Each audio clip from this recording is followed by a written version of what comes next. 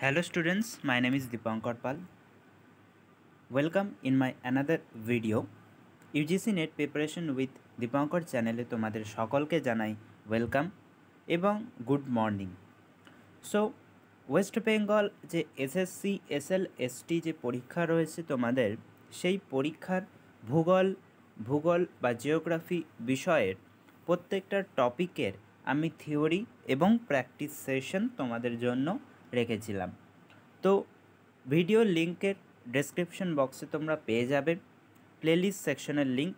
তো সেখান থেকে তোমরা ডাব্লিউবি এসএসসি এসএলএসটি প্লেলিস্ট সেকশনে গিয়ে থিওরি ক্লাস এবং প্র্যাকটিস সেশন প্রত্যেক দিন যেটা হচ্ছে আমাদের, সেইটা তোমরা অ্যাক্সেস করতে পারবে। এছাড়াও আজকে প্র্যাকটিস সেশনের 8th পার্ট নিয়ে আমরা 50টা কোয়েশ্চেন নিয়ে আলোচনা করব রাত্রেবেলা রাত 8টার সময়। এছাড়াও সাইকেল অফ ইরোশনস এবং আর্থকুইক রিলেটেড থিওরি ক্লাস রয়েছে, খুব important to the point class, তোমরা সেটা দেখতে পারো। ঠিক আছে, UGC net preparation with Dipankar চ্যানেলটিকে অবশ্যই সাবস্ক্রাইব করে নেবে। ডেসক্রিপশন বক্সে টেলিগ্রাম লিঙ্ক রয়েছে, অবশ্যই জয়েন করে নেবে। প্রত্যেকটি বিষয়ের আপডেট এবং ক্লাস নোটস সব তোমরা সেখানে পাবে। তো আজকে যেই বিষয়টি নিয়ে আমরা আলোচনা করব সেটা হচ্ছে নদীর ভূমিরূপ বা নদীর দ্বারা সৃষ্ট ভূমিরূপ, বা ইংরেজিতে যেটাকে আমরা বলি ফ্লুভিয়াল ল্যান্ডফর্ম।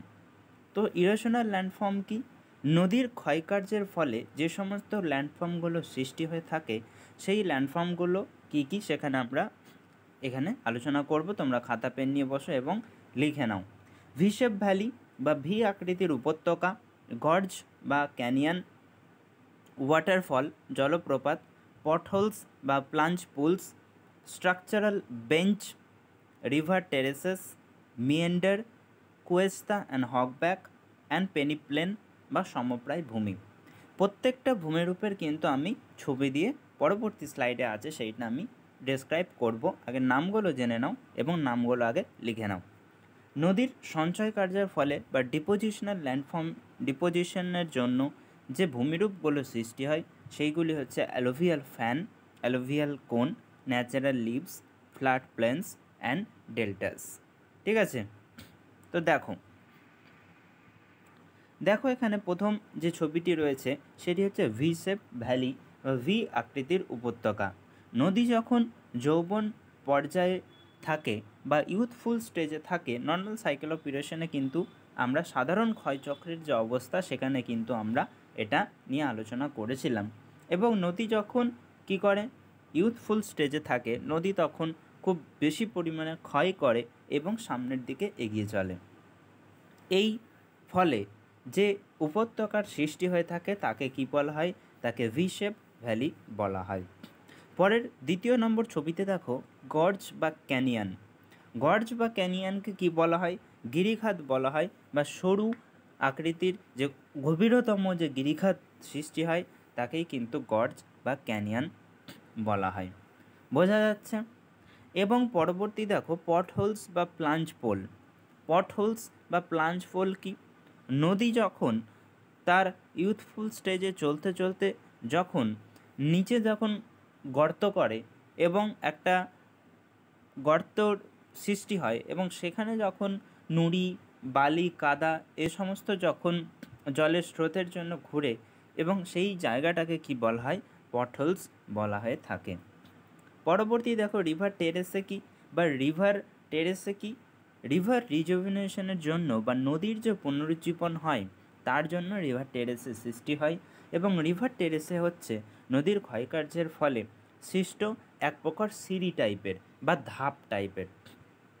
ঠিক আছে, তো রিভার টেরেসে পেয়ার হতে পারে বা জোড়া হতে পারে, দুই দিকে একইভাবে সৃষ্টি করতে পারে, বা আনপেয়ার হতে পারে, বা যে কোনো একদিকেও কিন্তু রিভার টেরেসে সৃষ্টি হতে পারে। সবগুলোই কিন্তু ক্ষয়কার্যের ফলে নদীর যে ক্ষয়কার্য হচ্ছে তার জন্য কিন্তু সৃষ্টি হচ্ছে। পরবর্তীতে দেখো যে স্ট্রাকচারাল বেঞ্চেস। স্ট্রাকচারাল বেঞ্চ মানে গঠনগত যে ধাপ, একই প্রকার, অনেকটা একই প্রকার যে গঠনগত যে ধাপ সেই তৈরি হয়ে থাকে, এবং এটাও কিন্তু ইরোশনের ফলে সৃষ্টি হয়ে থাকে। এবং লাস্ট যে ছবিটি দেখো সেটা হচ্ছে মিয়েন্ডার এবং অশ্বক্ষুরাত্রি হ্রদ। বোঝা গেছে? তাহলে নদী যখন ইউথফুল স্টেজ থেকে ম্যাচিওর স্টেজের দিকে যখন যাচ্ছে, তখন নদী ক্ষয়ও করছে এবং বহন করছে এবং কোথাও কোথাও সঞ্চয়ও অল্প অল্প করছে। তাহলে নদী এই পর্যায়ে নদীর গতিবেগ কিন্তু ইউথফুল স্টেজ থেকে কমে যাচ্ছে এবং নদী কিন্তু আঁকাবাঁকা পথ অনুসরণ করছে এবং নদী এই আঁকাবাঁকা পথ অনুসরণ যে করছে, সেই আঁকাবাঁকা পথকে কি বলা হচ্ছে? মিয়েন্ডার বলা হচ্ছে। এবং এই কার্ভগুলো থেকে যখন একটা অংশ যখন ঘোড়ার পায়ের মতো যখন একটা অংশ বিচ্ছিন্ন হয়ে যাচ্ছে এবং নদী সেই পথটা অনুসরণ না করে নতুন একটি পথ অনুসরণ করছে, সেই ল্যান্ডফর্ম বা সেই, এটা একটি ল্যান্ডফর্ম না যদিও এটি একটি চ্যানেলের প্যাটার্ন, সেই জিনিসটাকে বা সেই ভূমিরূপটিকে কি বলা হচ্ছে? অশ্বক্ষুরাতি হ্রদ বলা হচ্ছে এবং চ্যানেলের প্যাটার্নটাকে কি বলা হচ্ছে? না মিয়েন্ডার বলা হচ্ছে। বোঝা গেল? পরবর্তী স্লাইডে যাচ্ছি। দেখো তারপরে কি রয়েছে? কুয়েস্তা এবং হকব্যাক। কুয়েস্তা এবং হকব্যাক রয়েছে। তাহলে কুয়েস্তা কি? নদী যখন চলার পথে, নদী যখন চলছে, তার পাড়ের যে অংশগুলো আমরা দেখতে পাই, ঠিক আছে, কিছু কিছু জায়গায় আমরা দেখতে পাই নদীর সেই জায়গাটা একটু উঁচু রয়েছে, বাট ঢাল বরাবর একটা খাড়া ঢালের সৃষ্টি হচ্ছে এবং এই জায়গাটাকে আমরা কি বলে থাকি? এই জায়গাটাকে আমরা কুয়েস্তা এবং হকব্যাক কিন্তু বলে থাকি। এবং লাস্টে যে সৃষ্টি হয় একটা সমপ্রায় ভূমির বা একটা নর্মাল একটা ল্যান্ডের যে সৃষ্টি হয়ে থাকে, সেইটাকে আমরা কি বলছি? পেনি প্লেন বলছি। নদী যখন ক্ষয়ের থেকে বেশি সঞ্চয় করে এবং এর ফলে একটি প্লেনের সৃষ্টি হয়ে থাকে এবং একটি সমতল জায়গার সৃষ্টি হয়ে থাকে, সেই জায়গাটাকে আমরা কি বলছি? না পেনি প্লেন বলছি। পরবর্তী স্লাইডে যাচ্ছি। তাহলে দেখো পরবর্তী হচ্ছে ডিপোজিশনাল ল্যান্ডফর্ম বাই রিভার। নদীর দ্বারা সঞ্চয়ের ফলে সৃষ্ট ল্যান্ডফর্ম বা ভূমিরূপগুলো এখানে কী কী? অ্যালুভিয়াল ফ্যান এবং অ্যালুভিয়াল কোন। তো অ্যালুভিয়াল ফ্যান বা কোন জিনিসটা কি? পাহাড়ের ওপর থেকে যখন নদী নিচে নেমে আসে, পাহাড়ের একেবারে পাদদেশে যখন নদী অল্প অল্প তার বড় বড় বোল্ডার, কবল, পিবল এই সমস্ত দিয়ে যখন সঞ্চয় করে এবং সেটি একটা উর্বর একটা ফ্যান শেপের মতো হয়ে থাকে, সেই ল্যান্ডফর্মটাকে কি বলা হয়? অ্যালুভিয়াল ফ্যান বলা হয় এবং কোন শেপের থাকলে তাকে অ্যালুভিয়াল কোন বলা হয়ে থাকে। এছাড়াও কি নেক্সট যেটা রয়েছে সেটা হচ্ছে ন্যাচারাল লিভস। ন্যাচারাল লিভস কি?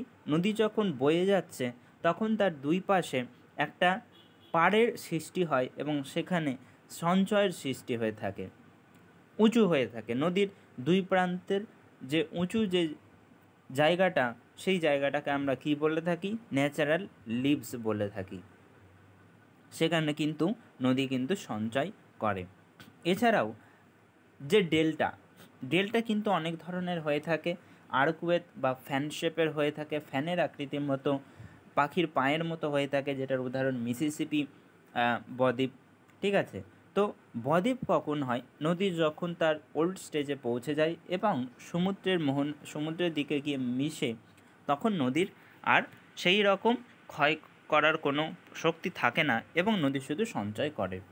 এবং তখন সেখানে যেহেতু অনেক পলি রাশি জমা হয়, স্যান্ড ট্যান্ড সব সিল্ট জমা হয়, ওর জন্য নদী কী হয়? ঠিকমতো প্রবাহিত হতে পারে না।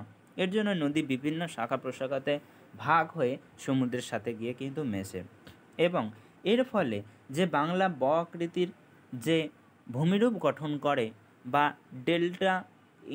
ডেল্টা সাইনের মতো যে ভূমিরূপ তৈরি করে, সেটাকে কি বলা হয়? ডেল্টাস বলা হয় বা বদ্বীপ বাংলাতে বলা হয়ে থাকে। বোঝা যাচ্ছে? তাহলে ঠিক আছে। তাহলে নদীর দ্বারা যে ক্ষয় এবং সঞ্চয় কার্যের ফলে যে সৃষ্টি হয়, সেইটা নিয়ে আমি আজকে তোমাদের সাথে আলোচনা করলাম। ভিডিও কেমন লাগলো অবশ্যই